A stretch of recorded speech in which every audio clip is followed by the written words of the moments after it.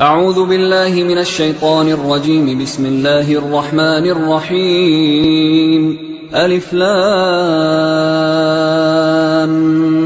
ميم.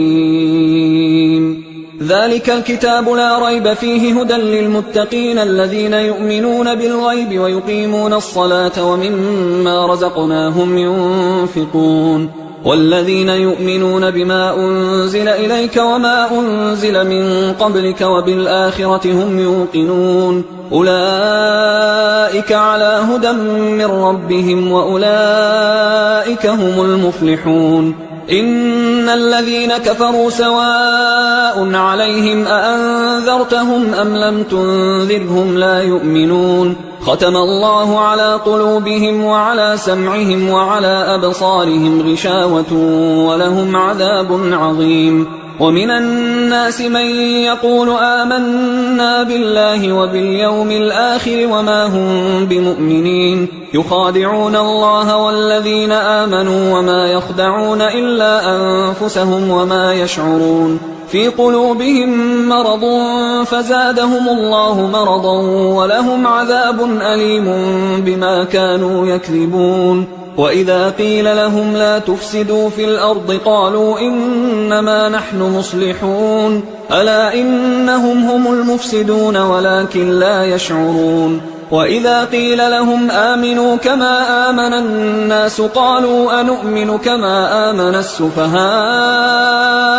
ألا إنهم هم السفهاء ولكن لا يعلمون. وإذا لقوا الذين آمنوا قالوا آمنا وإذا خلوا إلى شياطينهم قالوا إنا معكم إنما نحن مستهزئون. الله يستهزئ بهم ويمدهم في طغيانهم يعمهون. أولئك الذين اشتروا الضلالة بالهدى فما ربحت تجارتهم وما كانوا مهتدين. مثلهم كمثل الذي استوقد نارا فلما أضاءت ما حوله ذهب الله بنورهم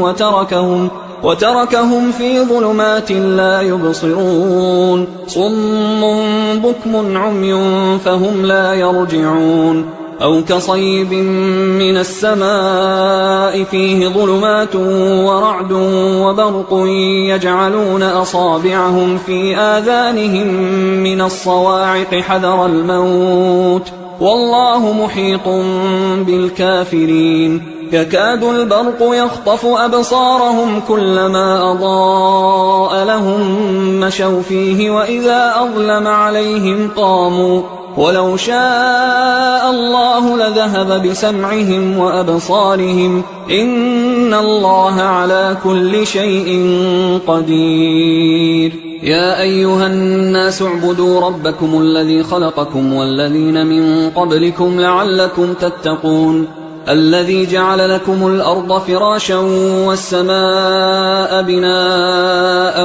وأنزل من السماء ماء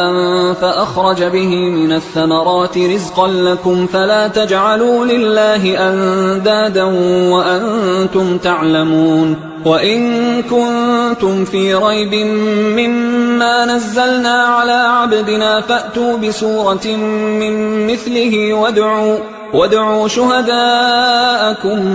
من دون الله إن كنتم صادقين. فإن لم تفعلوا ولن تفعلوا فاتقوا النار التي وقودها الناس والحجارة أعدت للكافرين. وبشر الذين آمنوا وعملوا الصالحات أن لهم جنات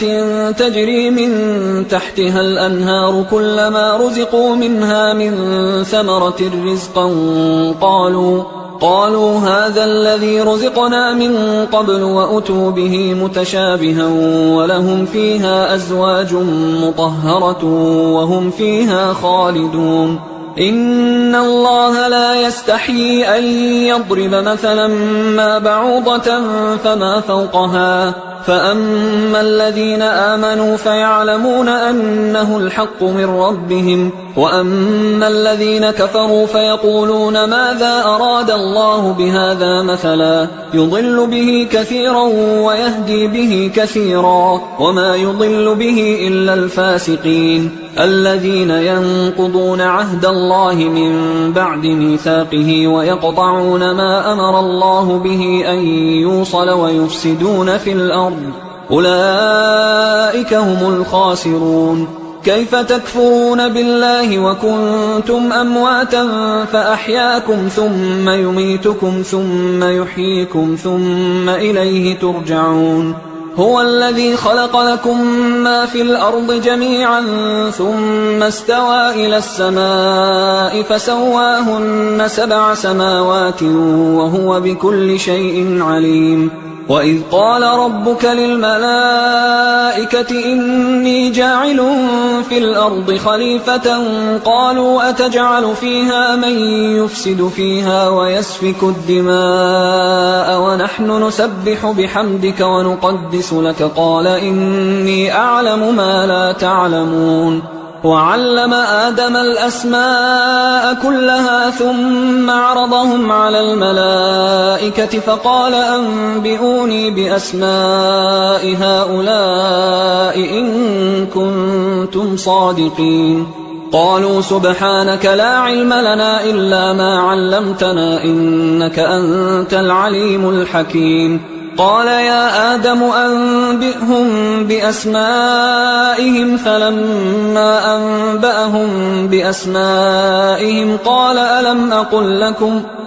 ألم أقل لكم إني أعلم غيب السماوات والأرض وأعلم ما تبدون وما كنتم تكتمون. وإذ قلنا للملائكة اسجدوا لآدم فسجدوا إلا إبليس أبى واستكبر وكان من الكافرين. وقلنا يا آدم اسكن أنت وزوجك الجنة وكلا منها رغدا حيث شئتما ولا تقربا هذه الشجرة فتكونا من الظالمين. فأزلهما الشيطان عنها فأخرجهما مما كانا فيه وقلنا اهبطوا بعضكم لبعض عدو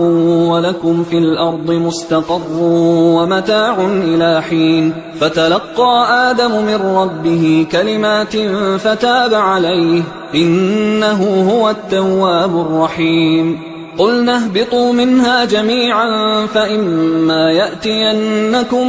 مني هدى فمن تبع هداي فلا خوف عليهم ولا هم يحزنون. والذين كفروا وكذبوا بآياتنا أولئك أصحاب النار هم فيها خالدون. يا بني إسرائيل اذكروا نعمتي التي أنعمت عليكم وأوفوا بعهدي أوف بعهدكم وإياي فارهبون. وآمنوا بما أنزلت مصدقا لما معكم ولا تكونوا أول كافر به ولا تشتروا بآياتي ثمنا قليلا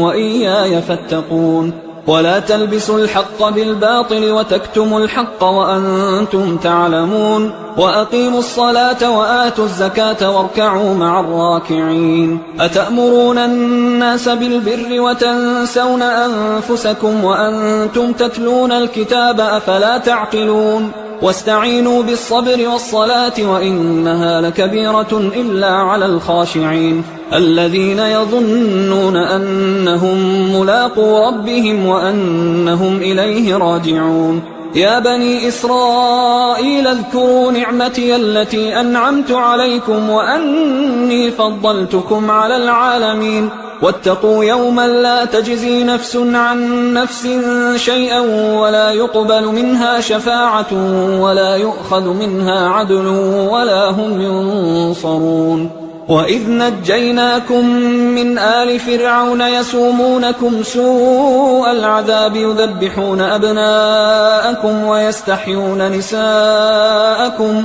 وفي ذلكم بلاء من ربكم عظيم. وإذ فرقنا بكم البحر فأنجيناكم وأغرقنا آل فرعون وأنتم تنظرون. وإذ واعدنا موسى 40 ليلة ثم اتخذتم العجل من بعده وأنتم ظالمون. ثم عفونا عنكم من بعد ذلك لعلكم تشكرون وإذ آتينا موسى الكتاب والفرقان لعلكم تهتدون وإذ قال موسى لقومه يا قوم إنكم ظلمتم أنفسكم باتخاذكم العجل فتوبوا إلى بارئكم فاقتلوا أنفسكم ذلكم خير لكم عند بارئكم فتاب عليكم إنه هو التواب الرحيم وإذ قلتم يا موسى لن نؤمن لك حتى نرى الله جهرة فأخذتكم الصاعقة وأنتم تنظرون ثم بعثناكم من بعد موتكم لعلكم تشكرون وظللنا عليكم الغمام وأنزلنا عليكم المن والسلوى كلوا من طيبات ما رزقناكم وما ظلمونا ولكن كانوا أنفسهم يظلمون وإذ قلنا ادخلوا هذه القرية فكلوا منها حيث شئتم رغدا وادخلوا الباب سجدا وقولوا حطة نغفر لكم خطاياكم وسنزيد المحسنين فبدل الذين ظلموا قولا غير الذي قيل لهم فأنزلنا على الذين ظلموا رجزا من السماء بما كانوا يفسقون وإذ استسقى موسى لقومه فقلنا اضرب بعصاك الحجر فانفجرت منه 12 عينا قد علم كل أناس مشربهم كلوا واشربوا من رزق الله ولا تعثوا في الأرض مفسدين وإذ قلتم يا موسى لن نصبر على طعام واحد فادع لنا ربك يخرج لنا مما تنبت الأرض من بقلها وقثائها وفومها وعدسها وبصلها قال أتستبدلون الذي هو أدنى بالذي هو خير اهبطوا مصرا فإن لكم ما سألتم وضربت عليهم الذلة والمسكنة وباءوا بغضب من الله ذلك بأنهم كانوا يكفرون بآيات الله ويقتلون النبيين بغير الحق ذلك بما عصوا وكانوا يعتدون إن الذين آمنوا والذين هادوا والنصارى والصابئين من آمن بالله واليوم الآخر وعمل صالحا فلهم أجرهم عند ربهم ولا خوف عليهم ولا هم يحزنون وإذ أخذنا ميثاقكم ورفعنا فوقكم الطور خذوا ما آتيناكم بقوة واذكروا ما فيه لعلكم تتقون ثم توليتم من بعد ذلك فلولا فضل الله عليكم ورحمته لكنتم من الخاسرين ولقد علمتم الذين اعتدوا منكم في السبت فقلنا لهم كونوا قردة خاسئين فجعلناها نكالا لما بين يديها وما خلفها وموعظة للمتقين وإذ قال موسى لقومه إن الله يأمركم أن تذبحوا بقرة قالوا أتتخذنا هزوا قال أعوذ بالله أن أكون من الجاهلين قالوا ادع لنا ربك يبين لنا ما هي قال إنه يقول إنها بقرة لا فارض ولا بكر عوان بين ذلك فافعلوا ما تؤمرون قالوا ادع لنا ربك يبين لنا ما لونها قال إنه يقول إنها بقرة صفراء فاقع لونها تسر الناظرين قالوا ادع لنا ربك يبين لنا ما هي إن البقرة شابه علينا وإنا إن شاء الله لمهتدون قال إنه يقول إنها بقرة لا ذلول تثير الأرض ولا تسقي الحرث مسلمة لا شية فيها قالوا الآن جئت بالحق فذبحوها وما كادوا يفعلون وإذ قتلتم نفسا فادارأتم فيها والله مخرج ما كنتم تكتمون فقلنا اضربوه ببعضها كذلك يحيي الله الموتى ويريكم آياته لعلكم تعقلون ثم قست قلوبكم من بعد ذلك فهي كالحجارة أو أشد قسوة وإن من الحجارة لما يتفجر منه الأنهار وإن منها لما يشقق فيخرج منه الماء وإن منها لما يهبط من خشية الله وما الله بغافل عما تعملون. أفتطمعون أن يؤمنوا لكم وقد كان فريق منهم يسمعون كلام الله ثم يحرفونه من بعد ما عقلوه وهم يعلمون. وإذا لقوا الذين آمنوا قالوا آمنا وإذا خلا بعضهم إلى بعض قالوا أتحدثونهم بما فتح الله عليكم ليحاجوكم به عند ربكم أفلا تعقلون. أولا يعلمون أن الله يعلم ما يسرون وما يعلنون. ومنهم أميون لا يعلمون الكتاب إلا أماني وإنهم إلا يظنون. فويل للذين يكتبون الكتاب بأيديهم ثم يقولون هذا من عند الله ليشتروا به ثمنا قليلا فويل لهم مما كتبت أيديهم وويل لهم مما يكسبون. وقالوا لن تمسنا النار إلا أياما معدودة قل أتخذتم عند الله عهدا فلن يخلف الله عهده أم تقولون على الله ما لا تعلمون. بلى من كسب سيئة وأحاطت به خطيئته فأولئك أصحاب النار هم فيها خالدون. والذين آمنوا وعملوا الصالحات أولئك أصحاب الجنة هم فيها خالدون. وإذ أخذنا ميثاق بني إسرائيل لا تعبدون إلا الله وبالوالدين إحسانا وذي القربى واليتامى والمساكين وقولوا للناس حسنا وأقيموا الصلاة وآتوا الزكاة ثم توليتم إلا قليلا منكم وأنتم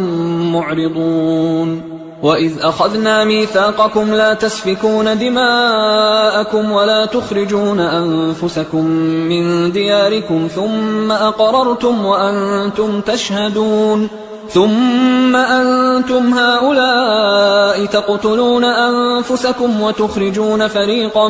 منكم من ديارهم تظاهرون عليهم بالإثم والعدوان وإن يأتوكم أسارى تفادوهم وهو محرم عليكم إخراجهم أفتؤمنون ببعض الكتاب وتكفرون ببعض فما جزاء من يفعل ذلك منكم إلا خزي في الحياة الدنيا ويوم القيامة يردون إلى أشد العذاب وما الله بغافل عما تعملون. أولئك الذين اشتروا الحياة الدنيا بالآخرة فلا يخفف عنهم العذاب ولا هم ينصرون. ولقد آتينا موسى الكتاب وقفينا من بعده بالرسل وآتينا عيسى ابن مريم البينات وأيدناه بروح القدس أفكلما جاءكم رسول بما لا تهوى أنفسكم استكبرتم ففريقا كذبتم وفريقا تقتلون. وقالوا قلوبنا غلف بل لعنهم الله بكفرهم فقليلا ما يؤمنون. ولما جاءهم كتاب من عند الله مصدق لما معهم وكانوا من قبل يستفتحون على الذين كفروا فلما جاءهم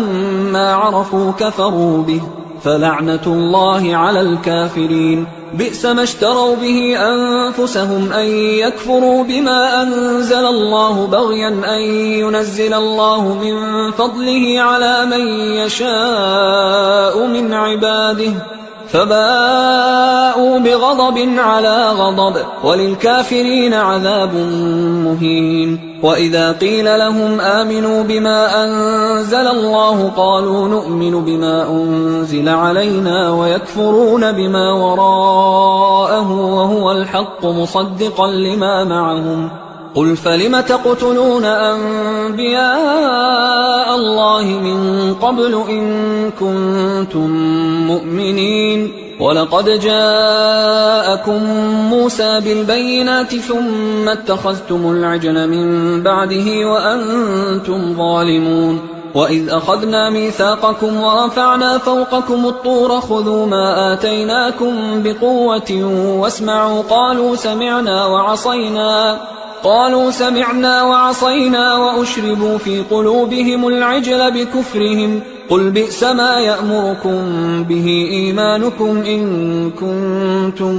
مؤمنين قل إن كانت لكم الدار الآخرة عند الله خالصة من دون الناس فتمنوا الموت إن كنتم صادقين ولن يتمنوه أبدا بما قدمت أيديهم والله عليم بالظالمين ولتجدنهم أحرص الناس على حياة ومن الذين أشركوا يود أحدهم لو يعمر 1000 سنة وما هو بمزحزحه من العذاب أن يعمر والله بصير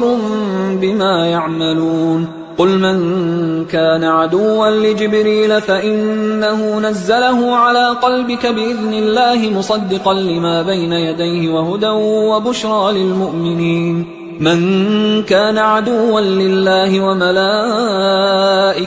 ورسله وجبريل وميكال فإن الله عدو للكافرين ولقد أنزلنا إليك آيات بينات وما يكفر بها إلا الفاسقون أوكلما عاهدوا عهدا نبذه فريق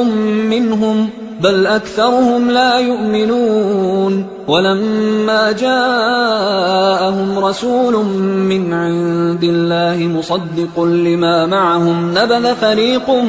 من الذين أوتوا الكتاب كتاب الله وراء ظهورهم كأنهم لا يعلمون واتبعوا ما تتلو الشياطين على ملك سليمان وما كفر سليمان ولكن الشياطين كفروا يعلمون الناس السحر وما أنزل على الملكين ببابل هاروت وماروت وما يعلمان من أحد حتى يقولا إنما نحن فتنة فلا تكفر فيتعلمون منهما ما يفرقون به بين المرء وزوجه وما هم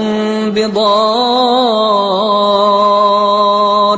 به من أحد إلا بإذن الله ويتعلمون ما يضرهم ولا ينفعهم ولقد علموا لمن اشتراه ما له في الآخرة من خلاق ولبئس ما شروا به أنفسهم لو كانوا يعلمون ولو أنهم آمنوا واتقوا لمثوبة من عند الله خير لو كانوا يعلمون يا أيها الذين آمنوا لا تقولوا راعنا وقولوا انظرنا واسمعوا وللكافرين عذاب أليم ما يود الذين كفروا من أهل الكتاب ولا المشركين أن ينزل عليكم من خير من ربكم والله يختص برحمته من يشاء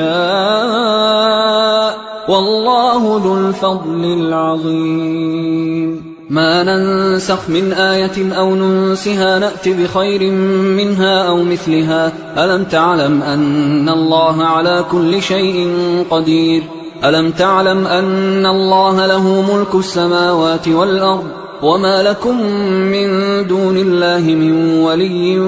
ولا نصير أم تريدون أن تسألوا رسولكم كما سئل موسى من قبل ومن يتبدل الكفر بالإيمان فقد ضل سواء السبيل ود كثير من أهل الكتاب لو يردونكم من بعد إيمانكم كفارا حسدا من عند أنفسهم من بعد ما تبين لهم الحق فاعفوا واصفحوا حتى يأتي الله بأمره إن الله على كل شيء قدير وأقيموا الصلاة وآتوا الزكاة وما تقدموا لأنفسكم من خير تجدوه عند الله إن الله بما تعملون بصير وقالوا لن يدخل الجنة إلا من كان هودا أو نصارى تلك أمانيهم قل هاتوا برهانكم إن كنتم صادقين بلى من أسلم وجهه لله وهو محسن فله أجره عند ربه ولا خوف عليهم ولا هم يحزنون وقالت اليهود ليست النصارى على شيء وقالت النصارى ليست اليهود على شيء وهم يتلون الكتاب كذلك قال الذين لا يعلمون مثل قولهم فالله يحكم بينهم يوم القيامة فيما كانوا فيه يختلفون ومن أظلم ممن منع مساجد الله أن يذكر فيها اسمه وسعى في خرابها أولئك ما كان لهم أن يدخلوها إلا خائفين لهم في الدنيا خزي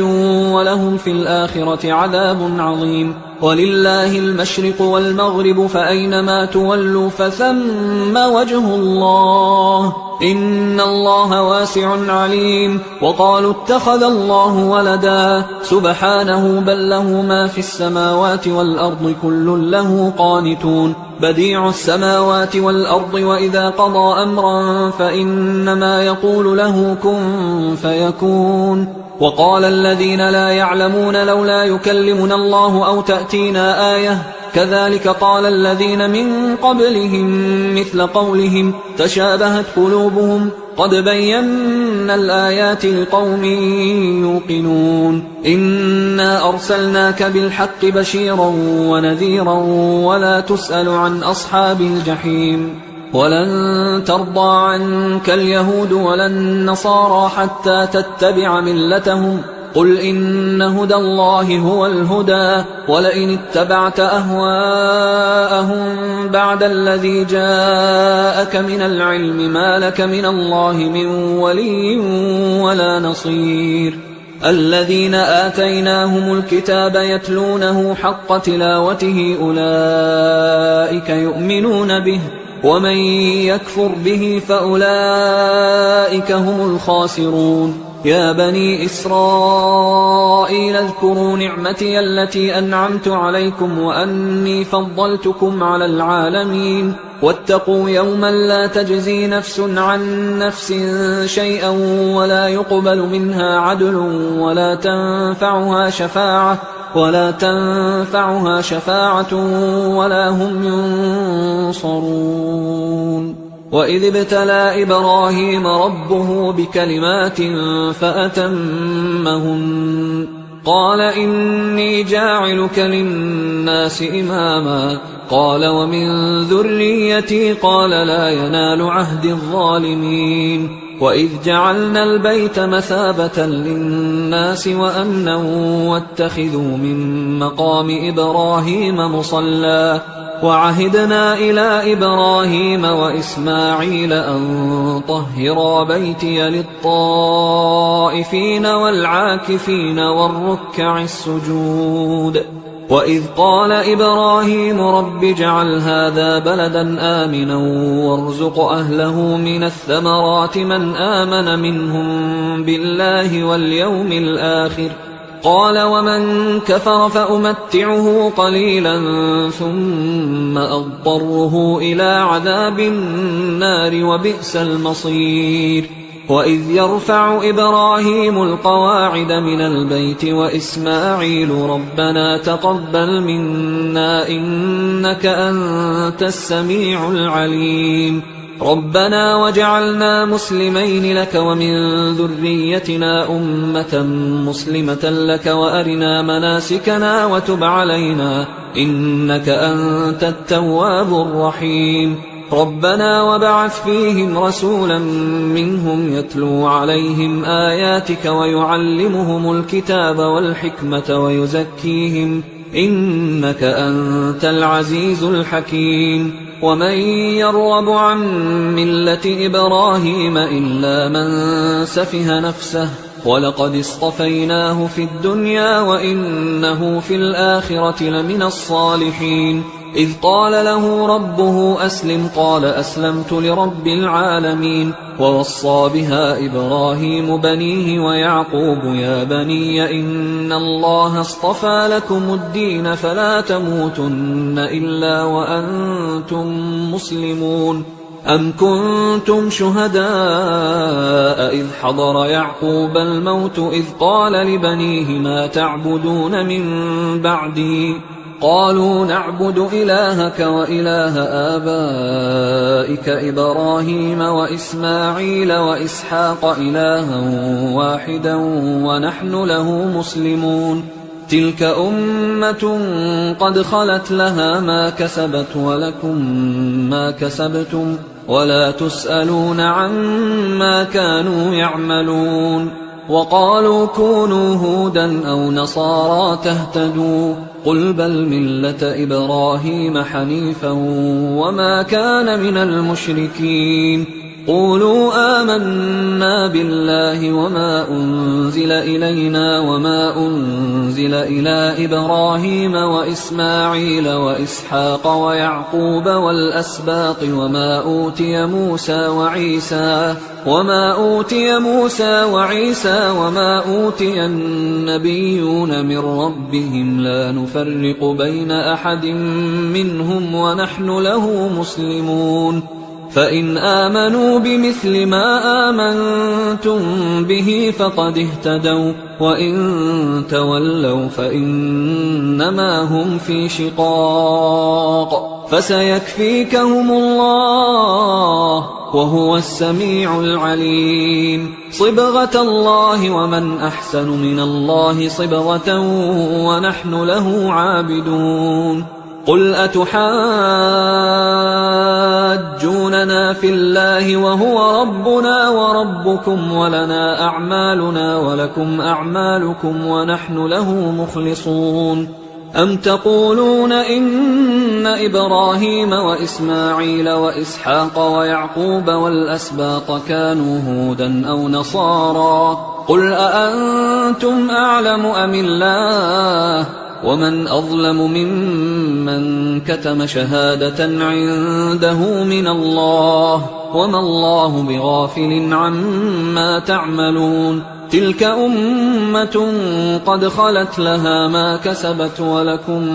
ما كسبتم ولا تسألون عما كانوا يعملون. سيقول السفهاء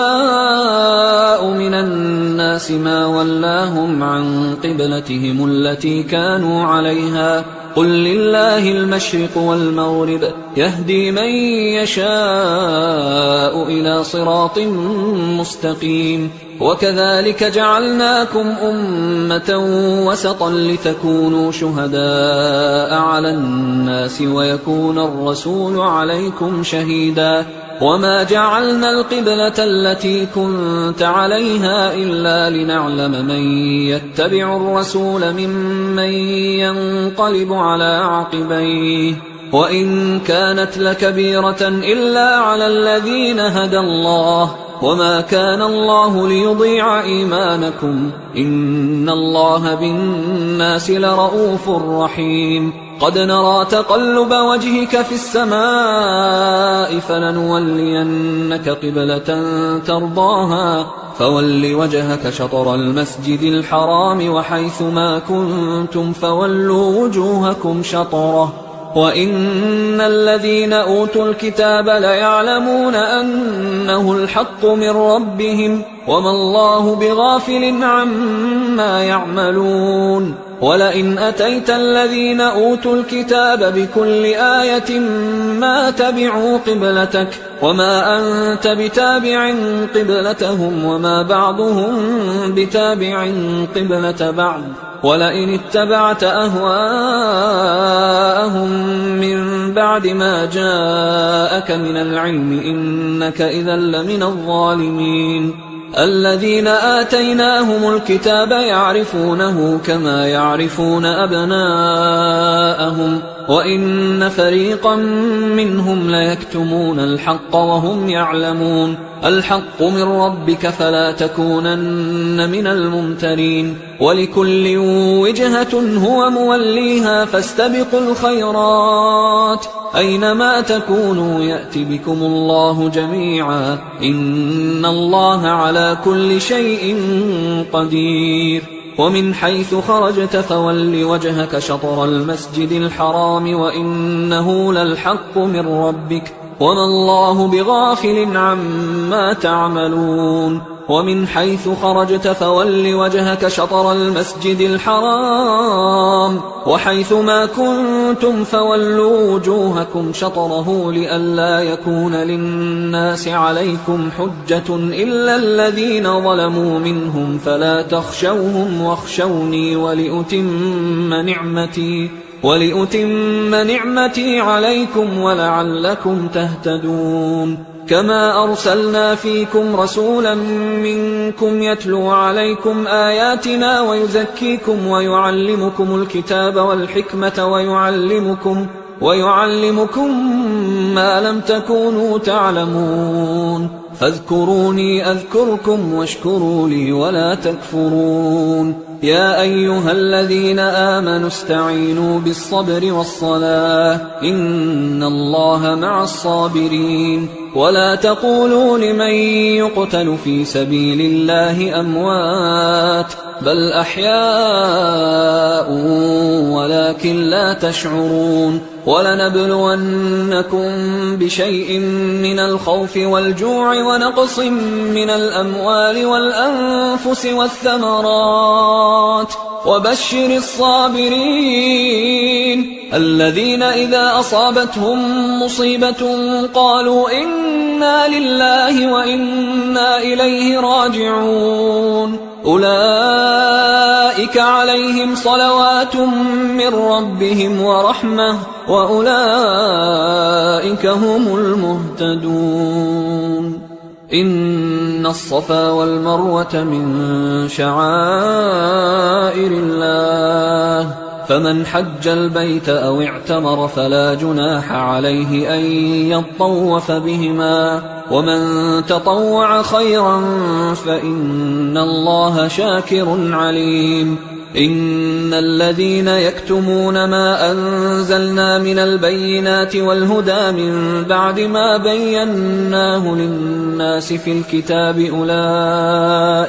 أولئك يلعنهم الله ويلعنهم اللاعنون إلا الذين تابوا وأصلحوا وبينوا فأولئك أتوب عليهم وأنا التواب الرحيم إن الذين كفروا وماتوا وهم كفار أولئك عليهم لعنة الله والملائكة والناس أجمعين خالدين فيها لا يخفف عنهم العذاب ولا هم ينظرون وإلهكم إله واحد لا إله إلا هو الرحمن الرحيم إن في خلق السماوات والأرض واختلاف الليل والنهار والفلك التي تجري في البحر بما ينفع الناس وما أنزل الله من السماء من ماء فأحيا به الأرض بعد موتها وبث فيها من كل دابة وتصريف الرياح والسحاب المسخر بين السماء والأرض لآيات لقوم يعقلون ومن الناس من يتخذ من دون الله أندادا يحبونهم كحب الله والذين آمنوا أشد حبا لله ولو يرى الذين ظلموا إذ يرون العذاب أن القوة لله جميعا وأن الله شديد العذاب إذ تبرأ الذين اتبعوا من الذين اتبعوا ورأوا العذاب وتقطعت بهم الأسباب وقال الذين اتبعوا لو أن لنا كرة فنتبرأ منهم كما تبرأوا منا كذلك يريهم الله أعمالهم حسرات عليهم وما هم بخارجين من النار يا أيها الناس كلوا مما في الأرض حلالا طيبا ولا تتبعوا خطوات الشيطان إنه لكم عدو مبين إنما يأمركم بالسوء والفحشاء وأن تقولوا على الله ما لا تعلمون وإذا قيل لهم اتبعوا ما أنزل الله قالوا بل نتبع ما ألفينا عليه آباءنا أولو كان آباؤهم لا يعقلون شيئا ولا يهتدون ومثل الذين كفروا كمثل الذي ينعق بما لا يسمع إلا دعاء ونداء صم بكم عمي فهم لا يعقلون يا أيها الذين آمنوا كلوا من طيبات ما رزقناكم واشكروا لله إن كنتم إياه تعبدون إنما حرم عليكم الميتة والدم ولحم الخنزير وما أهل به لغير الله فمن اضطر غير باغ ولا عاد فلا إثم عليه إن الله غفور رحيم إن الذين يكتمون ما أنزل الله من الكتاب ويشترون به ثمنا قليلا أولئك ما يأكلون في بطونهم إلا النار ولا يكلمهم الله يوم القيامة ولا يزكيهم ولهم عذاب أليم أولئك الذين اشتروا الضلالة بالهدى والعذاب بالمغفرة فما أصبرهم على النار ذلك بأن الله نزل الكتاب بالحق وإن الذين اختلفوا في الكتاب لفي شقاق بعيد ليس البر أن تولوا وجوهكم قبل المشرق والمغرب ولكن البر من آمن بالله واليوم الآخر والملائكة والكتاب والنبيين وآتى المال على حبه ذوي القربى واليتامى والمساكين وابن السبيل والسائلين وفي الرقاب وأقام الصلاة وآتى الزكاة والموفون بعهدهم إذا عاهدوا والصابرين في البأساء والضراء وحين البأس أولئك الذين صدقوا وأولئك هم المتقون يا أيها الذين آمنوا كتب عليكم القصاص في القتلى الحر بالحر والعبد بالعبد والأنثى بالأنثى فمن عفي له من أخيه شيء فاتباع بالمعروف وأداء إليه بإحسان ذلك تخفيف من ربكم ورحمة فمن اعتدى بعد ذلك فله عذاب أليم ولكم في القصاص حياة يا أولي الألباب لعلكم تتقون كتب عليكم إذا حضر أحدكم الموت إن ترك خيرا الوصية للوالدين والأقربين بالمعروف حقا على المتقين فمن بدله بعدما سمعه فإنما إثمه على الذين يبدلونه إن الله سميع عليم فمن خاف من موص جنفا أو إثما فأصلح بينهم فلا إثم عليه إن الله غفور رحيم. يا أيها الذين آمنوا كتب عليكم الصيام كما كتب على الذين من قبلكم لعلكم تتقون أياما معدودات، فمن كان منكم مريضا أو على سفر فعدة من أيام أخر، وعلى الذين يطيقونه فدية طعام مسكين، فمن تطوع خيرا فهو خير له، وأن تصوموا خير لكم إن كنتم تعلمون. شهر رمضان الذي أنزل فيه القرآن هدى للناس وبينات من الهدى والفرقان، فمن شهد منكم الشهر فليصم، ومن كان مريضا أو على سفر فعدة من أيام أخر، يريد الله بكم اليسر ولا يريد بكم العسر ولتكملوا العدة ولتكبروا الله على ما هداكم ولعلكم تشكرون. وإذا سألك عبادي عني فإني قريب أجيب دعوة الداعي إذا دعان،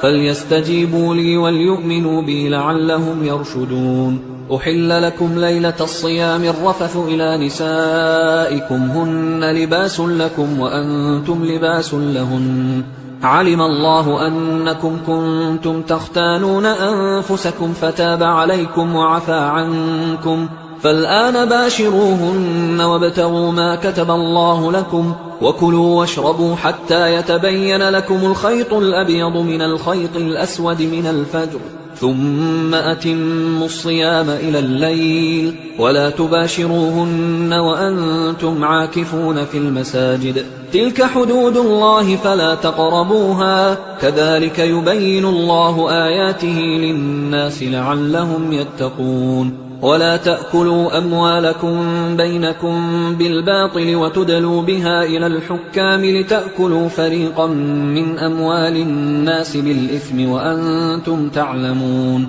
يسألونك عن الأهلة قل هي مواقيت للناس والحج، وليس البر بأن تأتوا البيوت من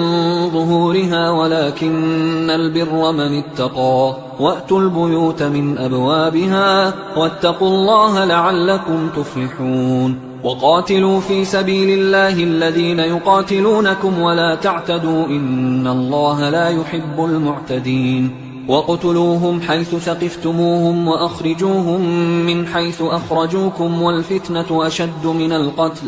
ولا تقاتلوهم عند المسجد الحرام حتى يقاتلوكم فيه، فإن قاتلوكم فاقتلوهم، كذلك جزاء الكافرين، فإن انتهوا فإن الله غفور رحيم. وقاتلوهم حتى لا تكون فتنة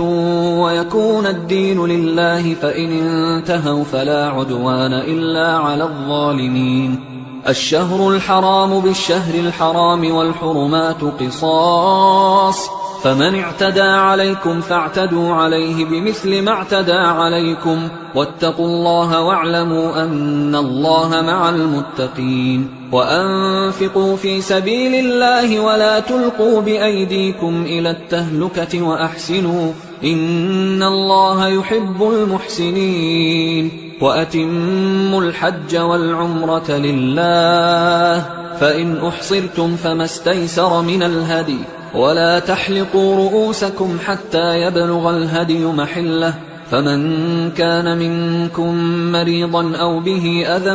من رأسه ففدية من صيام أو صدقة أو نسك، فإذا أمنتم فمن تمتع بالعمرة إلى الحج فما استيسر من الهدي، فمن لم يجد فصيام 3 أيام في الحج و7 إذا رجعتم، تلك 10 كاملة، ذلك لمن لم يكن أهله حاضر المسجد الحرام. واتقوا الله واعلموا أن الله شديد العقاب. الحج أشهر معلومات، فمن فرض فيهن الحج فلا رفث ولا فسوق ولا جدال في الحج، وما تفعلوا من خير يعلمه الله الله وتزودوا فإن خير الزاد التقوى واتقون يا أولي الألباب. ليس عليكم جناح أن تبتغوا فضلا من ربكم فإذا أفضتم من عرفات فاذكروا الله عند المشعر الحرام واذكروه كما هداكم وإن كنتم من قبله لمن الضالين. ثم أفيضوا من حيث أفاض الناس واستغفروا الله إن الله غفور رحيم. فإذا قضيتم مناسككم فاذكروا الله كذكركم آباءكم أو أشد ذكرا. فمن الناس من يقول ربنا آتنا في الدنيا وما له في الآخرة من خلاق ومنهم من يقول ربنا آتنا في الدنيا حسنة وفي الآخرة حسنة وقنا عذاب النار. أولئك لهم نصيب مما كسبوا والله سريع الحساب. واذكروا الله في أيام معدودات فمن تعجل في يومين فلا إثم عليه ومن تأخر فلا إثم عليه لمن اتقى واتقوا الله واعلموا أنكم إليه تحشرون. ومن الناس من يعجبك قوله في الحياة الدنيا ويشهد الله على ما في قلبه وهو ألد الخصام. وإذا تولى سعى في الأرض ليفسد فيها ويهلك الحرث والنسل والله لا يحب الفساد. وإذا قيل له اتق الله أخذته العزة بالإثم فحسبه جهنم ولبئس المهاد. ومن الناس من يشري نفسه ابتغاء مرضات الله والله رؤوف بالعباد. يا أيها الذين آمنوا ادخلوا في السلم كافة ولا تتبعوا خطوات الشيطان إنه لكم عدو مبين. فإن زللتم من بعد ما جاءتكم البينات فاعلموا أن الله عزيز حكيم. هل ينظرون إلا أن يأتيهم الله في ظلل من الغمام والملائكة وقضي الأمر وإلى الله ترجع الأمور. سل بني إسرائيل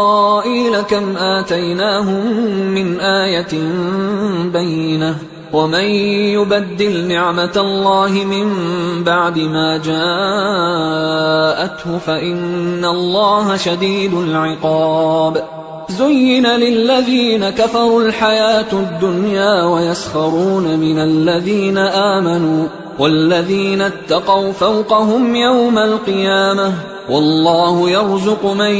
يشاء بغير حساب. كان الناس أمة واحدة فبعث الله النبيين مبشرين ومنذرين وأنزل معهم الكتاب بالحق ليحكم بين الناس فيما اختلفوا فيه وما اختلف فيه إلا الذين أوتوه من بعد ما جاءتهم البينات بغيا بينهم فهدى الله الذين آمنوا لما اختلفوا فيه من الحق بإذنه والله يهدي من يشاء إلى صراط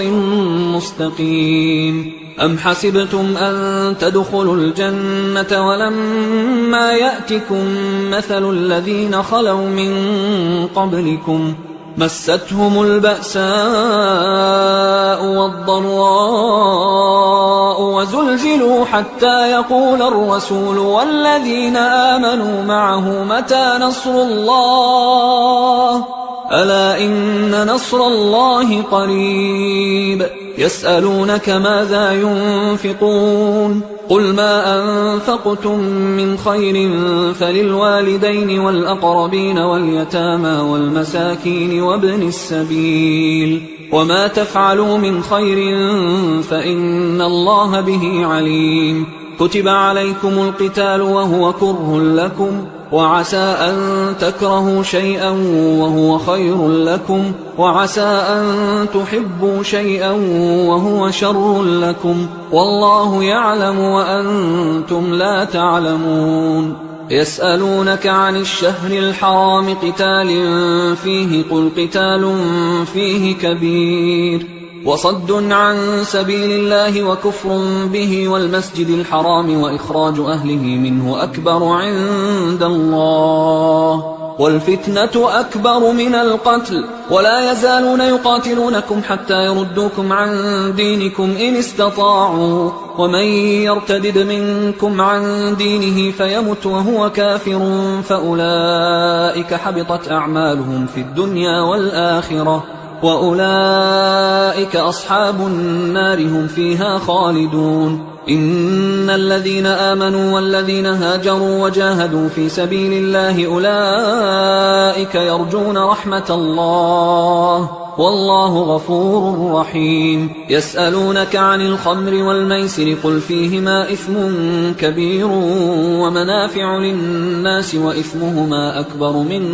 نفعهما ويسألونك ماذا ينفقون قل العفو كذلك يبين الله لكم الآيات لعلكم تتفكرون في الدنيا والآخرة ويسألونك عن اليتامى قل إصلاح لهم خير وإن تخالطوهم فإخوانكم والله يعلم المفسد من المصلح ولو شاء الله لأعنتكم إن الله عزيز حكيم ولا تنكحوا المشركات حتى يؤمنوا ولأمة مؤمنة خير من مشركة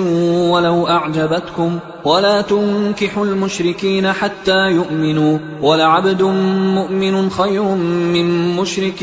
ولو أعجبكم أولئك يدعون إلى النار والله يدعو إلى الجنة والمغفرة بإذنه ويبين آياته للناس لعلهم يتذكرون ويسألونك عن المحيض قل هو أذى فاعتزلوا النساء في المحيض ولا تقربوهن حتى يطهرن فإذا تطهرن فأتوهن من حيث أمركم الله إن الله يحب التوابين ويحب المتطهرين نساؤكم حرث لكم فأتوا حرثكم أنى شئتم وقدموا لأنفسكم واتقوا الله واعلموا أنكم ملاقوه وبشر المؤمنين ولا تجعلوا الله عرضة لأيمانكم أن تبروا وتتقوا وتصلحوا بين الناس والله سميع عليم لا يؤاخذكم الله باللغو في أيمانكم ولكن يؤاخذكم بما كسبت قلوبكم والله غفور حليم للذين يؤلون من نسائهم تربص 4 أشهر فإن فاءوا فإن الله غفور رحيم وإن عزموا الطلاق فإن الله سميع عليم والمطلقات يتربصن بأنفسهن 3 قروء ولا يحل لهن أن يكتمن ما خلق الله في أرحامهن إن كن يؤمن بالله واليوم الآخر وبعولتهن أحق بردهن في ذلك إن أرادوا إصلاحا ولهن مثل الذي عليهن بالمعروف وللرجال عليهن درجة والله عزيز حكيم الطلاق 2 فإمساك بمعروف أو تسريح بإحسان ولا يحل لكم أن تأخذوا مما آتيتموهن شيئا إلا أن يخافا ألا يقيما حدود الله فإن خفتم ألا يقيما حدود الله فلا جناح عليهما فيما افتدت به تلك حدود الله فلا تعتدوها ومن يتعد حدود الله فأولئك هم الظالمون فإن طلقها فلا تحل له من بعد حتى تنكح زوجا غيره فإن طلقها فلا جناح عليهما أن يتراجعا إن ظنا أن يقيما حدود الله وتلك حدود الله يبينها لقوم يعلمون وإذا طلقتم النساء فبلغن أجلهن فأمسكوهن بمعروف أو سرحوهن بمعروف ولا تمسكوهن ضرارا لتعتدوا ومن يفعل ذلك فقد ظلم نفسه ولا تتخذوا آيات الله هزوا واذكروا نعمة الله عليكم وما أنزل عليكم من الكتاب والحكمة يعظكم به واتقوا الله واعلموا أن الله بكل شيء عليم وإذا طلقتم النساء فبلغن أجلهن فلا تعضلوهن أن ينكحن أزواجهن إذا تراضوا بينهم بالمعروف ذلك يوعظ به من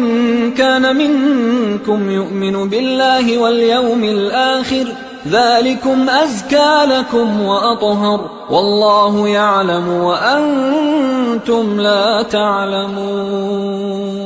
والوالدات يرضعن أولادهن حولين كاملين لمن أراد أن يتم الرضاعة وعلى المولود له رزقهن وكسوتهن بالمعروف لا تكلف نفس إلا وسعها لا تضار والدة بولدها ولا مولود له بولده وعلى الوارث مثل ذلك فإن أرادا فصالا عن تراض منهما وتشاور فلا جناح عليهما وإن أردتم أن تسترضعوا أولادكم فلا جناح عليكم إذا سلمتم ما آتيتم بالمعروف واتقوا الله واعلموا أن الله بما تعملون بصير والذين يتوفون منكم ويذرون أزواجا يتربصن بأنفسهن 4 أشهر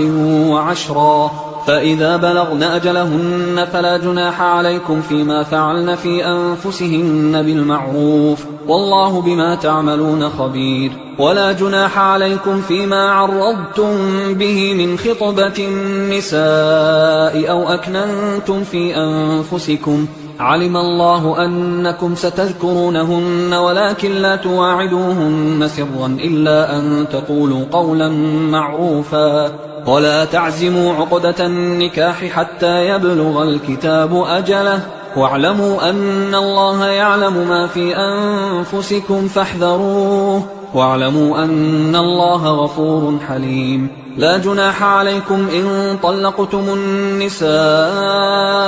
ما لم تمسوهن أو تفرضوا لهن فريضة ومتعوهن على الموسع قدره وعلى المقتر قدره متاعا بالمعروف حقا على المحسنين وإن طلقتموهن من قبل أن تمسوهن وقد فرضتم لهن فريضة فنصف ما فرضتم إلا أن يعفون أو يعفو الذي بيده عقدة النكاح وأن تعفوا أقرب للتقوى ولا تنسوا الفضل بينكم إن الله بما تعملون بصير حافظوا على الصلوات والصلاة الوسطى وقوموا لله قانتين فإن خفتم فرجالا أو ركبانا فإذا أمنتم فاذكروا الله كما علمكم ما لم تكونوا تعلمون والذين يتوفون منكم ويذرون أزواجا وصية لأزواجهم متاعا إلى الحول غير إخراج فإن خرجن فلا جناح عليكم فيما فعلن في أنفسهن من معروف والله عزيز حكيم وللمطلقات متاع بالمعروف حقا على المتقين كذلك يبين الله لكم آياته لعلكم تعقلون ألم تر إلى الذين خرجوا من ديارهم وهم ألوف حذر الموت فقال لهم الله موتوا ثم أحياهم إن الله لذو فضل على الناس ولكن أكثر الناس لا يشكرون وقاتلوا في سبيل الله واعلموا أن الله سميع عليم من ذا الذي يقرض الله قرضا حسنا فيضاعفه له أضعافا كثيرة والله يقبض ويبسط وإليه ترجعون ألم تر إلى الملأ من بني إسرائيل من بعد موسى إذ قالوا لنبي له مبعث لنا ملكا نقاتل في سبيل الله قال هل عسيتم إن كتب عليكم القتال ألا تقاتلوا قالوا وما لنا ألا نقاتل في سبيل الله وقد أخرجنا من ديارنا وأبنائنا فلما كتب عليهم القتال تولوا إلا قليلا منهم والله عليم بالظالمين وقال لهم نبيهم إن الله قد بعث لكم طالوت ملكا قالوا أنى يكون له الملك علينا ونحن أحق بالملك منه ولم يؤت سعة من المال قال إن الله اصطفاه عليكم وزاده بسطة في العلم والجسم والله يؤتي ملكه من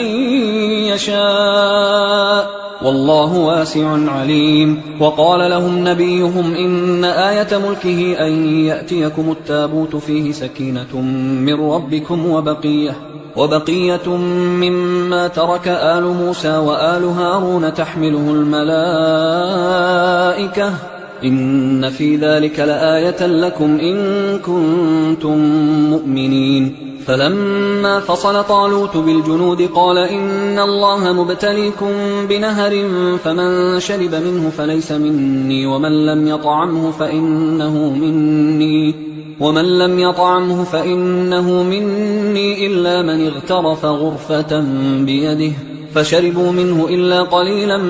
منهم فلما جاوزه هو والذين آمنوا معه قالوا لا طاقة لنا اليوم بجالوت وجنوده قال الذين يظنون أنهم ملاقوا الله كم من فئة قليلة غلبت فئة كثيرة بإذن الله والله مع الصابرين ولما برزوا لجالوت وجنوده قالوا ربنا أفرغ علينا صبرا وثبت أقدامنا وانصرنا على القوم الكافرين فهزموهم بإذن الله وقتل داود جالوت وآتاه الله الملك والحكمة وعلمه مما يشاء ولولا دفع الله الناس بعضهم ببعض لفسدت الأرض ولكن الله ذو فضل على العالمين تلك آيات الله نتلوها عليك بالحق وإنك لمن المرسلين تلك الرسل فضلنا بعضهم على بعض منهم من كلم الله ورفع بعضهم درجات وآتينا عيسى ابن مريم البينات وأيدناه بروح القدس ولو شاء الله ما اقتتل الذين من بعدهم من بعد ما جاءتهم البينات ولكن اختلفوا فمنهم من آمن ومنهم من كفر ولو شاء الله ما اقتتلوا ولكن الله يفعل ما يريد يا أيها الذين آمنوا أنفقوا مما رزقناكم من قبل أن يأتي يوم لا بيع فيه ولا خلة ولا شفاعة والكافرون هم الظالمون الله لا إله إلا هو الحي القيوم لا تأخذه سنة ولا نوم له ما في السماوات وما في الأرض من ذا الذي يشفع عنده إلا بإذنه يعلم ما بين أيديهم وما خلفهم ولا يحيطون بشيء من علمه إلا بما شاء وسع كرسيه السماوات والأرض ولا يؤوده حفظهما وهو العلي العظيم لا إكراه في الدين قد تبين الرشد من الغي فمن يكفر بالطاغوت ويؤمن بالله فقد استمسك بالعروة الوثقى لا انفصام لها والله سميع عليم الله ولي الذين آمنوا يخرجهم من الظلمات إلى النور والذين كفروا أولياؤهم الطاغوت يخرجونهم من النور إلى الظلمات أولئك أصحاب النار هم فيها خالدون ألم تر إلى الذي حاج حاج إبراهيم في ربه أن آتاه الله الملك إذ قال إبراهيم ربي الذي يحيي ويميت قال أنا أحيي وأميت قال إبراهيم فإن الله يأتي بالشمس من المشرق فأت بها من المغرب فبهت الذي كفر والله لا يهدي القوم الظالمين أو كالذي مر على قرية وهي خاوية على عروشها قال أنى يحيي هذه الله بعد موتها فأماته الله 100 عام ثم بعثه قال كم لبثت قال لبثت يوما أو بعض يوم قال بل لبثت 100 عام فانظر إلى طعامك وشرابك لم يتسنه وانظر إلى حمارك ولنجعلك آية للناس وانظر إلى العظام كيف ننشزها ثم نكسوها لحما فلما تبين له قال أعلم أن الله على كل شيء قدير وإذ قال إبراهيم رب أرني كيف تحيي الموتى قال أولم تؤمن قال بلى ولكن ليطمئن قلبي قال فخذ 4 من الطير فصرهن إليك ثم اجعل على كل جبل منهن جزءا ثم ادعهن يأتينك سعيا واعلم أن الله عزيز حكيم مثل الذين ينفقون أموالهم في سبيل الله كمثل حبة أنبتت 7 سنابل في كل سنبلة 100 حبة والله يضاعف لمن يشاء والله واسع عليم الذين ينفقون أموالهم في سبيل الله ثم لا يتبعون ما أنفقوا منا ولا أذى لهم أجرهم عند ربهم ولا خوف عليهم ولا هم يحزنون قول معروف ومغفرة خير من صدقة يتبعها أذى والله غني حليم يا أيها الذين آمنوا لا تبطلوا صدقاتكم بالمن والأذى كالذي ينفق ماله رئاء الناس ولا يؤمن بالله واليوم الآخر فمثله كمثل صفوان عليه تراب فأصابه وابل فتركه صلدا لا يقدرون على شيء مما كسبوا والله لا يهدي القوم الكافرين ومثل الذين ينفقون أموالهم ابتغاء مرضات الله وتثبيتا من أنفسهم كمثل جنة بربوة أصابها وابل فآتت أكلها ضعفين فإن لم يصبها وابل فطل والله بما تعملون بصير أيود أحدكم أن تكون له جنة من نخيل وأعناب تجري من تحتها الأنهار له فيها من كل الثمرات وأصابه الكبر وله ذرية ضعفاء فأصابها إعصار فيه نار فاحترقت كذلك يبين الله لكم الآيات لعلكم تتفكرون يا أيها الذين آمنوا أنفقوا من طيبات ما كسبتم ومما أخرجنا لكم من الأرض ولا تيمموا الخبيث منه تنفقون ولستم بآخذيه إلا أن تغمضوا فيه واعلموا أن الله غني حميد الشيطان يعدكم الفقر ويأمركم بالفحشاء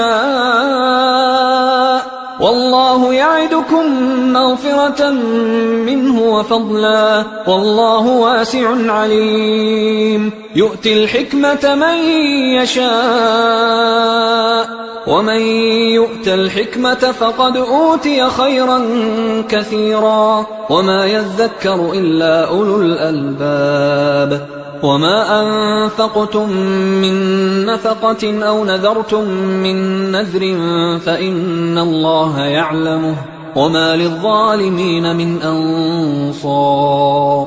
إن تبدوا الصدقات فنعما هي وإن تخفوها وتؤتوها الفقراء فهو خير لكم ويكفر عنكم من سيئاتكم والله بما تعملون خبير ليس عليك هداهم ولكن الله يهدي من يشاء وما تنفقوا من خير فلأنفسكم وما تنفقون إلا ابتغاء وجه الله وما تنفقوا من خير يوفى إليكم وأنتم لا تظلمون للفقراء الذين أحصروا في سبيل الله لا يستطيعون ضربا في الأرض يحسبهم الجاهل أغنياء من التعفف تعرفهم بسيماهم لا يسألون الناس إلحافا وما تنفقوا من خير فإن الله به عليم الذين ينفقون أموالهم بالليل والنهار سرا وعلانية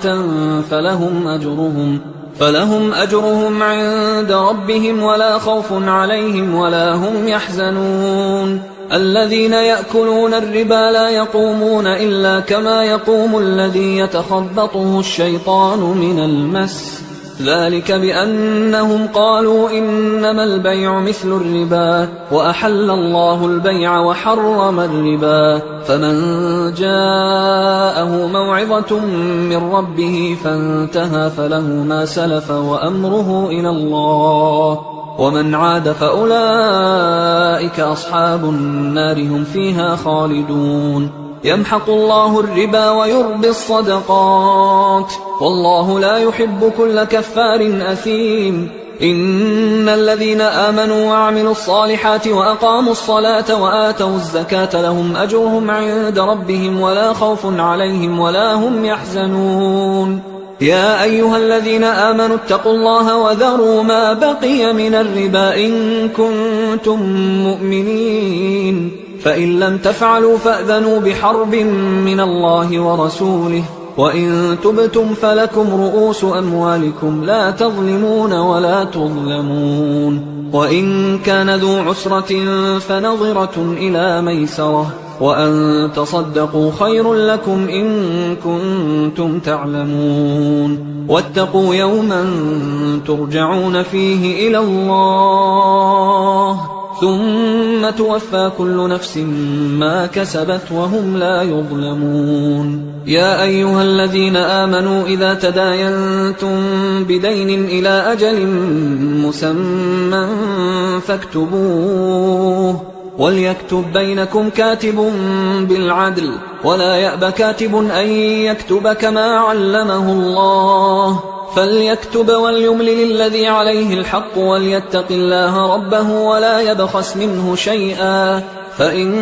كان الذي عليه الحق سفيها أو ضعيفا أو لا يستطيع أن يمله فليملل وليه بالعدل واستشهدوا شهيدين من رجالكم فإن لم يكونا رجلين فرجل وامرأتان ممن ترضون من الشهداء أن تضل إحداهما فتذكر إحداهما الأخرى ولا يأبى الشهداء إذا ما دعوا ولا تسأموا أن تكتبوه صغيرا أو كبيرا إلى أجله ذلكم أقسط عند الله وأقوم للشهادة وأدنى أن لا ترتابوا إلا أن تكون تجارة حاضرة تديرونها بينكم فليس عليكم جناح ألا تكتبوها وأشهدوا إذا تبايعتم ولا يضار كاتب ولا شهيد وإن تفعلوا فإنه فسوق بكم واتقوا الله ويعلمكم الله والله بكل شيء عليم وإن كنتم على سفر ولم تجدوا كاتبا فرهان مقبوضة فإن أمن بعضكم بعضا فليؤد الذي اؤتمن أمانته وليتق الله ربه ولا تكتموا الشهادة ومن يكتمها فإنه آثم قلبه والله بما تعملون عليم. لله ما في السماوات وما في الأرض وإن تبدوا ما في أنفسكم أو تخفوه يحاسبكم به الله فيغفر لمن يشاء ويعذب من يشاء والله على كل شيء قدير. آمن الرسول بما أنزل إليه من ربه والمؤمنون كل آمن بالله وملائكته وكتبه ورسله لا نفرق بين أحد من رسله وقالوا سمعنا وأطعنا غفرانك ربنا وإليك المصير. لا يكلف الله نفسا إلا وسعها لها ما كسبت وعليها ما اكتسبت ربنا لا تؤاخذنا إن نسينا أو أخطأنا ربنا ولا تحمل علينا إصرا كما حملته على الذين من قبلنا ربنا ولا تحملنا ما لا طاقة لنا به واعف عنا واغفر لنا وارحمنا أنت مولانا فانصرنا على القوم الكافرين.